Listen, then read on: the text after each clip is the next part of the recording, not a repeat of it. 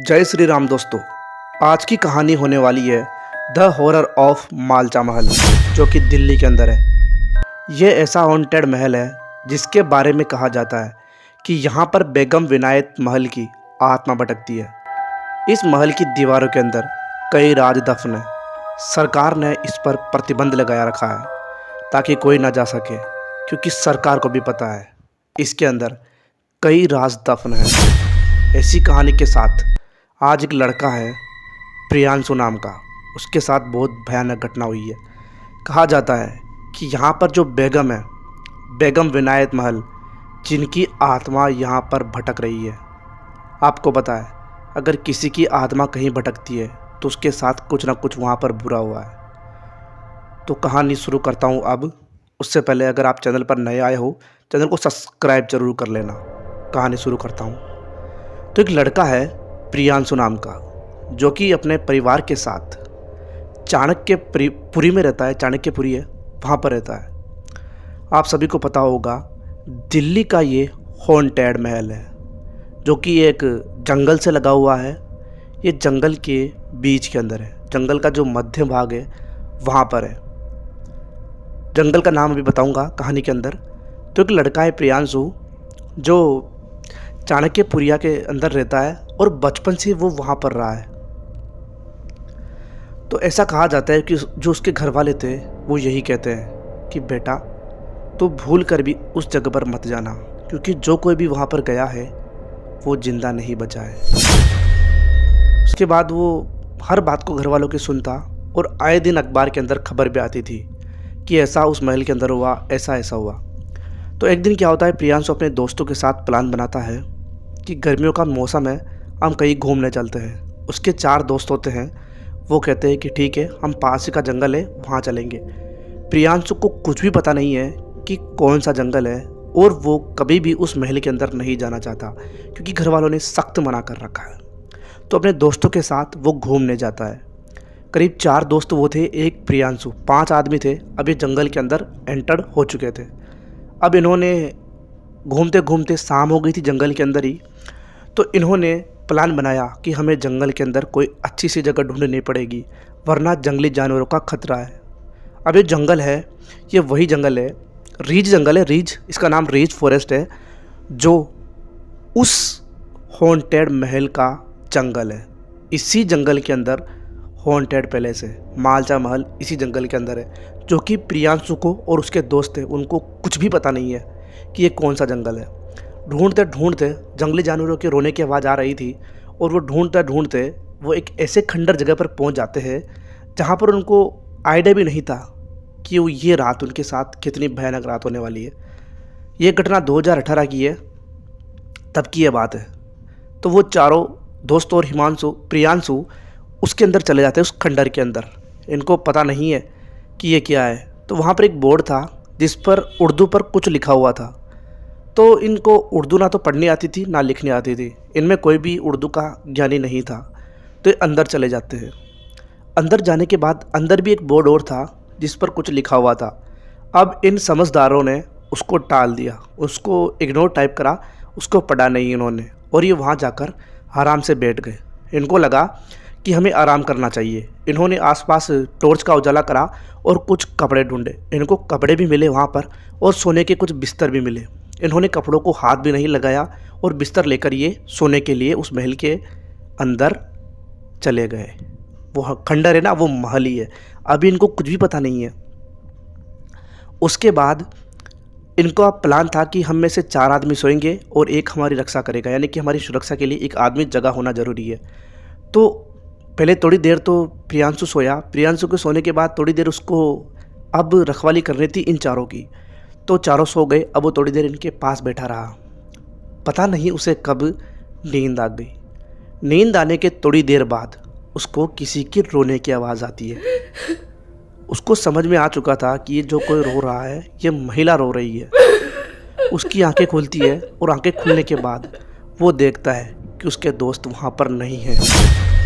अब उस खंडर जगह पर, उस अंधेरे के अंदर सिर्फ वही लड़का है, प्रियांशु। अब वो आवाज़ वापस स्टार्ट हो गई थी किसी के रोने की। वो वहाँ से भागता है और जैसे उस खंडर महल के बाहर जाता है तो उसे एक महिला दिखाई देती है, जो महिला अपने हाथों से डायमंड यानी कि हीरे जो होते हैं ना उनको बिखेर रही थी। उसकी दशा देखकर इसके रोंगटे खड़े हो गए। वो कोई साधारण महिला नहीं दिख रही थी, वो कोई जैसे रानी महारानी होना ऐसे दिख रही थी। ये तुरंत उसी समय उस महिला के पीछे एक बोर्ड लगा हुआ था, जिसके बारे में मैंने भी आपको पहले बताया कि इन्होंने एक पे तो उर्दू में लिखा हुआ था, उसको इनको समझ में कुछ नहीं आया। एक लिखा हुआ था हिंदी के अंदर ही, प्रवेश सख्त मना है, मालचा महल के अंदर प्रवेश सख्त मना है। इसके आंखें ऊपर चढ़ी की चढ़ी रह गई, क्योंकि ये जिसके अंदर रात बिता कर आया है ना, ये वही महल है जिसके बारे में इसके घर वाले सख्त मना करते हैं। ये वही महल है जहाँ पर बेगम विनायत महल की आत्मा भटकती है, और ये सामने वही खड़ी है। ये वहाँ से भागने की कोशिश करता है और भागते भागते काफ़ी दूर आ जाता है। फिर इसको रियलाइज़ होता है कि मैं उस जगह से भाग कर आ रहा हूँ जहाँ से कोई भी लोग ज़िंदा वापस नहीं आते, यानी कि मैंने वो जो राज छुपे हुए हैं ना, उनमें से एक राज को जान लिया है। ये बात बिल्कुल सत्य है कि बेगम विनायत महल की आत्मा इस महल के अंदर चीख रही है, चिल्ला रही है, भटक रही है। अब आपको बताता हूँ ये महल किसने बनाया, क्यों बनाया, और फिर ये बेगम विनायत महल है कौन। अभी आपको कहानी के अंदर सब कुछ पता चलेगा। फिरोज शाह तुगलक ने इस महल का निर्माण करवाया था सन 1325 के अंदर। इन्होंने हंटिंग के लिए इस महल का निर्माण कराया था कि जब भी ये हंटिंग से वापस आएंगे इस महल के अंदर रहेंगे। तो इन्होंने बनवाने के बाद इस महल के अंदर वो कभी आए नहीं। दिन ब दिन बीतते गए, ये महल धीरे धीरे खंडर होता गया। खंडर होने के बाद एक दिन यहाँ पर मतलब इसके ऊपर सरकार ने प्रतिबंध लगा दिया था कि कोई भी यहाँ पर नहीं आएगा। सरकार ने अपने कब्जे में अंदर कर लिया था। तो यहाँ पर एक शाही परिवार आता है, अवध फैमिली। अवध फैमिली ऐसी फैमिली है जो काफ़ी रईस थी पहले के ज़माने में, अभी भी है, परंतु ऐसा कहा जाता है कि अवध फैमिली काफ़ी रईस बड़ी फैमिली है ये, है ना। तो ये यहाँ पर आए थे। उनका कहना ये था कि हमारी जब ब्रिटिश से लड़ाई हो रही थी तब उन्होंने हमारी ज़मीन जायदाद सबको हमसे छीन लिया और हमें यहाँ से पाकिस्तान जाना पड़ा। ये 1993 के अंदर वहाँ पर आए थे। जब ये वहाँ पर आए, जो ये अवध फैमिली है, उनके अंदर वो 3 आदमी थे। अली रज़ा एक थी, आपने अभी जिसका नाम सुन रहे हो ना वो, एक का नाम है बेगम विनायत महल और एक सकीना महल। अब जो ये बेगम विनायत महल है ये इन दोनों की माँ है। अब इन्होंने सरकार से मांग करी कि हमें कुछ ना कुछ व्यवस्था करी जाए हमारे लिए, क्योंकि हमारा परिवार ही है, हमारी जगह है। और उन्होंने ऐसा दावा करा था कि ये जो प्रॉपर्टी है ना, कौन सा, ये महल हम इस महल के पोते परपोते हैं, हमारी ये ज़मीन है, हमारी खुद की है। तो उस समय हमारे देश की जो प्रधानमंत्री थी इंदिरा गांधी, उन्होंने कहा कि ठीक है आपकी है तो हम आपके लिए रहने का व्यवस्था करते हैं, आप इसमें रह सकते हो, परंतु रही आपकी ज़मीन जायदाद की बात तो आपको कोर्ट के अंदर केस करना पड़ेगा, केस लड़ना पड़ेगा। ये कहकर ये मामला सॉर्ट आउट हो जाता है।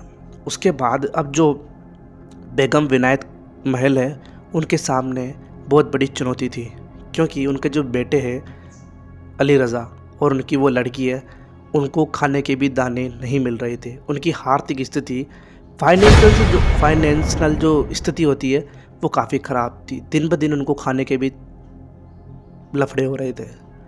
एक दिन वो इन्हीं समस्या को देखते हुए, उनके पास कुछ डायमंड रखे हुए थे, उन्होंने डायमंड एक एक करके गले के अंदर निकल लिए और गले के अंदर अटक जाने के कारण उनकी मौत हो जाती है। उन्होंने सुसाइड करी थी, बहुत बुरी तरीके से सुसाइड करी है उन्होंने, ये हालत देखकर। उसके बाद उनकी वहाँ पर मौत हो जाती है। मौत होने के बाद उनका जो बेटा है अली रज़ा, वो यहाँ पर अप डाउन करता है, कभी वो बाहर रहता है परंतु यहाँ पर भी वो रहता है। तो वो कहता है कि यहाँ पर मेरे अलावा इस महल की दीवारों के अंदर कई राज दफन है। मेरे को ऐसा लगता है कि यहाँ पर हर रात कोई मातम मनाता है। कई राज दफन है इसके अंदर। ये दिल्ली का मालचा महल हॉन्टेड महल की लिस्ट के अंदर आता है। दोस्तों, आज की कहानी कैसी लगी? कहानी यहीं तक थी। कहानी अच्छी लगी हो तो वीडियो को लाइक कर देना, चैनल को सब्सक्राइब कर देना। मिलता हूँ आपसे अगली कहानी में, तब तक के लिए बाय बाय।